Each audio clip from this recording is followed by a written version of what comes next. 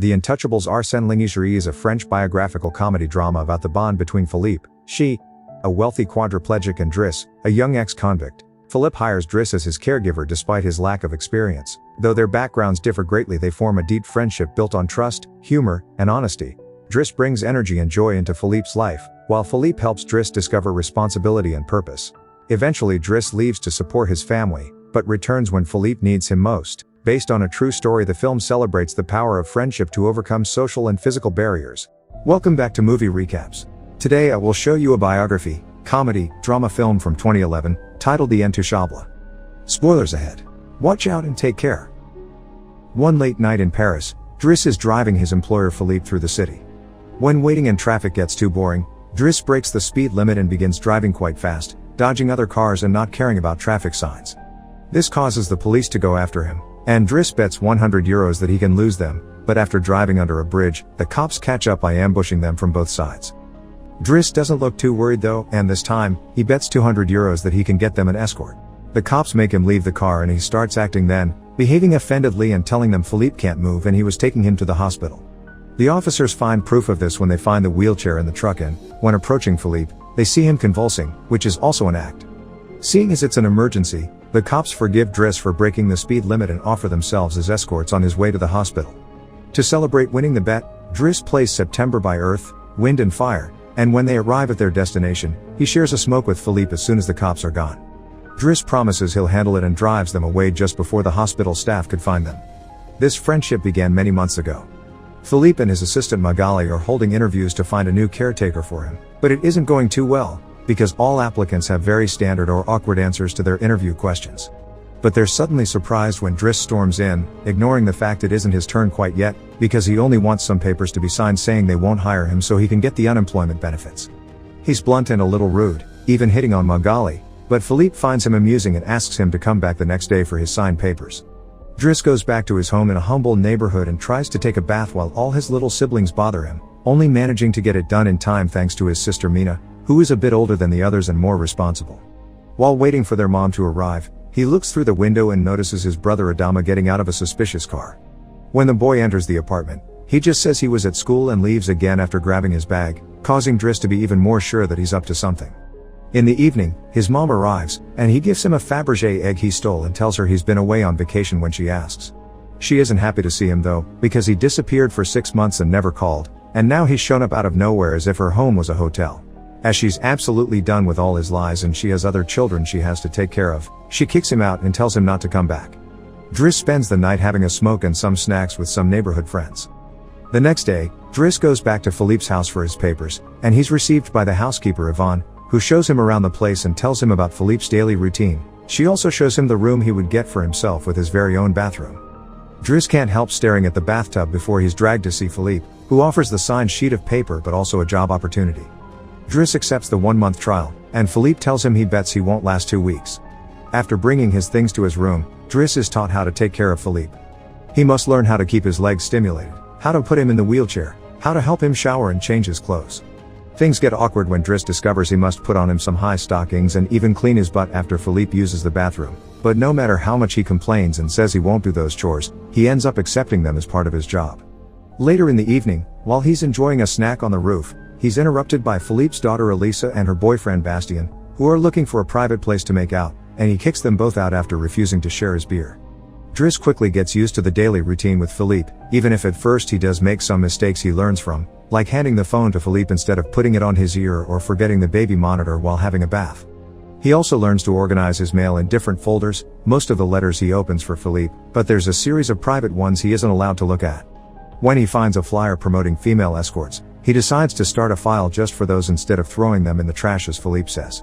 It's not all work in this new life though. Driss still makes sure to have a good time. He keeps trying to hit on Magali to no avail, and sometimes calls escorts to join him in bed. One morning, after Yvonne comes to his room to scold him for being late, she finds some dangerous weapons in his bag, but she doesn't comment on them yet. Driss' work today is to drive Philippe around, but he refuses to put him in the back of a van as if he was cargo, so instead, he takes him on one of the fancy cars that don't see much use. Philippe, who first thinks this isn't suitable and says they should be pragmatic, is soon getting excited at the idea of a faster, less boring ride, although Yvonne still disapproves. When they try to leave the building, There's a neighbor parked at their entrance, ignoring the sign on the door that says it's forbidden. Driss wastes no time and goes after the guy, grabbing him by the front of his shirt and threatening him until he moves the car. Philippe is impressed by his actions, but Yvonne, once again, disapproves. The pair goes to a museum, where Philippe is planning to buy a piece of artwork that Driss considers not worth the money because it's just a red blotch on the canvas. Afterward, Philippe meets with a relative of his, who tells him everyone is worried about Driss since he can be violent. He's also discovered he has a criminal record, but Philippe doesn't care. He appreciates Driss because he doesn't pity him and doesn't mind joking around with him. After another failed attempt at hitting on Magali, Driss has dinner with Yvonne in the kitchen while listening to Philippe dictate a letter to Magali. Claiming it's a private conversation, Yvonne turns off the baby monitor and proceeds to explain what's going on. Philippe is pen pals with a woman called Eleanor. Those are the letters he didn't let Driss open. But he's never met Eleanor in person. Their relationship is purely epistolary. Speaking of love, Driss teases Yvonne for the looks the gardener gives her all the time before going to bed. He's trying to sleep when he hears some weird sounds coming from the baby monitor. Philippe is having trouble breathing. Not being capable to ignore him even if he tries, Driss goes to his room and gently guides him through the attack with soothing words and a wet cloth to wipe his face. Philippe eventually falls asleep, only to wake up again moments later, saying he needs air. This time Driss doesn't hesitate. He puts Philippe on the wheelchair, covers him with blankets, and takes him out for a stroll by the river. This is the first time Philippe has seen Paris at night in a long time, and now he's more relaxed. He explains to Driss that the medicine can only do so much and he sometimes experiences phantom pain. When they see some girls walking by, Philippe also confesses he isn't capable of pleasuring a woman because of his situation, but he still can enjoy some satisfaction when he gets his ears massaged because they are sensitive zones. When the phantom pain threatens to appear again, Driss shares one of his joints with Philippe, who is skeptical at first but ends up loving it. Afterward, they go to a restaurant, where they joke around while sharing a meal, and Philippe decides to share more of his story. He met his wife when they were students, and shortly after they got married, she had 5 miscarriages and was diagnosed with an incurable, terminal illness. That's when they adopted Elisa. Philippe has always loved competitions, extreme sports, and speed, and a paraglider gave him that. It was during a paragliding session that bad weather caused him to crash and break his vertebrae, although he still thinks his real handicap isn't the chair but living without his wife.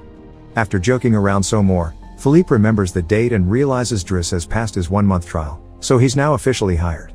But he needs to start by bringing back the Fabergé egg he stole because it was a gift from his wife. She would give him one every year, and he has exactly 25, matching their time together.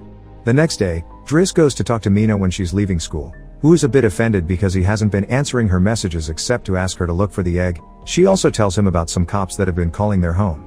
Afterward, he visits Adama, who confesses he was found with 30 grams on him. Driss wants to take him to lunch, but Adama refuses and instead gets in the same suspicious car from before. Later on, Driss is allowed to be present while Philippe dictates his letter for Eleanor to Magali. He thinks this purple prose is very boring and that Philippe should be more direct. He's also baffled to hear that this has been going on for 6 months and they never exchanged pictures. When he finds her phone number on one of the letters, he takes it as a sign and calls her, obliging Philippe to take the phone and finally speak to her outside the written word.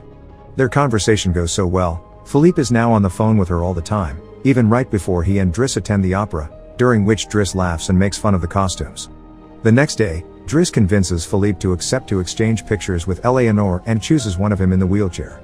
Afterward, while he's painting, Elisa bursts into his room to ask him for cigarettes and makes fun of him for trying to be artistic.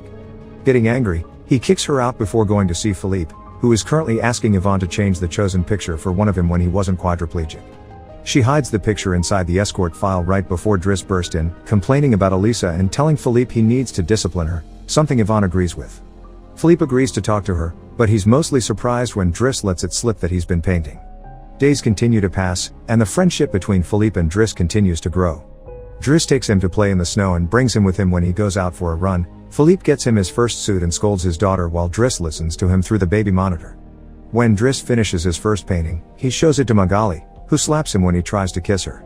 Philippe, however, likes the painting and promises he'll try to sell it.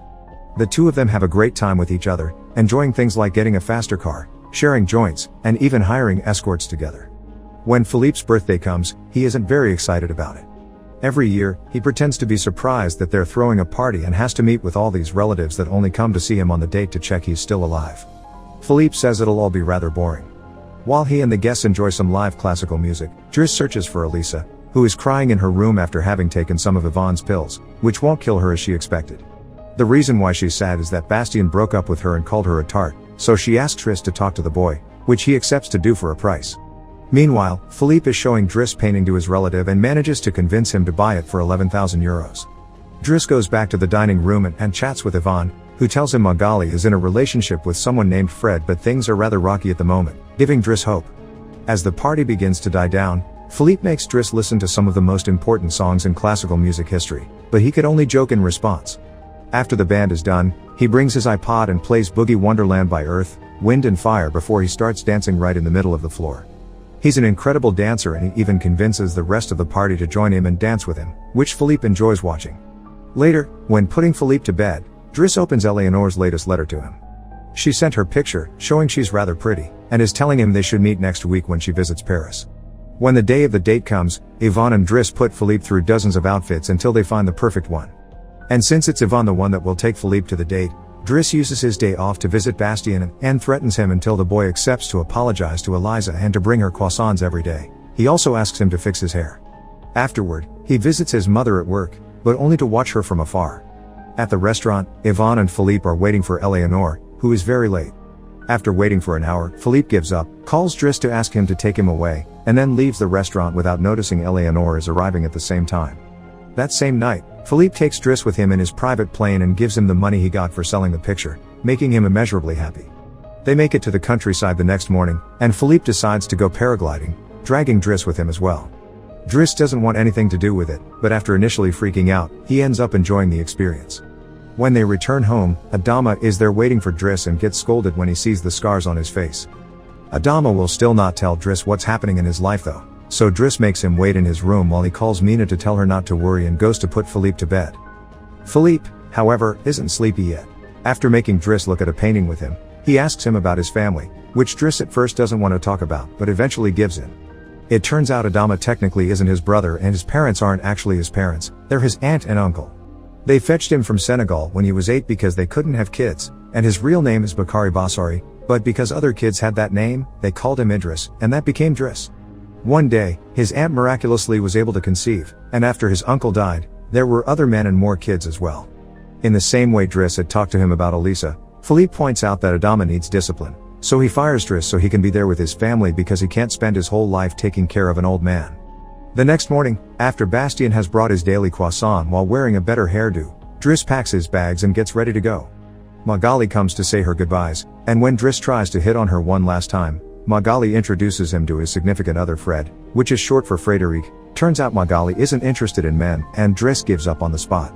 On his way out of the house, he gives the baby monitor back to Yvonne and teases her for having lied to him about Magali just to mess with him. In return, she gives him the escort file he had started, and he's disappointed to find the picture he had chosen is hidden there. Driss throws away the file, but he keeps the photo for himself. Once outside, he finds a car once again blocking the entrance, so he asks him to move away even if he doesn't work there anymore. When Adama calls him out for it, Driss says it's a matter of principle. A few hours later, the two brothers go pick up their mother at the station while back at the house. Philippe is having his first dinner together with his new caretaker, who is stuffy and boring, and Philippe decides to leave him without even having a bite. Since Yvonne is out on a date with the gardener, nobody is there to scold him for it. As days pass, Driss goes back to his old life. He hangs out with his old friends again and tells the guys from the suspicious car not to bother Adama anymore. When he goes to an interview he doesn't have enough experience for, he manages to win over the employer by calling himself pragmatic and using all the art knowledge he acquired while working for Philippe. This lands him a job as a driver. Philippe continues to dislike his new caretaker and is in a constant bad mood. One night, he refuses anyone in the house to help him with his phantom pain, so Yvonne calls Driss and asks him to come over. That's how they find themselves in the situation from the beginning, with the cops chasing after them first and escorting them to the hospital later. After that little adventure, Driss drives Philippe to the coast, and the sight of the sea helps Philippe calm down. Sometime later, Driss takes care of Philippe's overgrown beard before taking him to a restaurant for lunch, but he doesn't stay, because someone else will be making Philippe company today. Driss wishes him luck and finally gives him back his egg before leaving, and Philippe starts worrying about being alone until he sees who his date is, Eleanor, who is delighted to see him and doesn't mind the chair at all. The real Count Philippe Pozzo di Borgo now lives in Morocco. He has remarried and has 2 daughters. The real Driss, actually called Abdel Yasmin Selou, has his own firm and is also married with 3 children. The 2 men continue to be very close friends to this day. Make sure to subscribe and turn on notifications so you can watch more videos like this. Thanks for watching.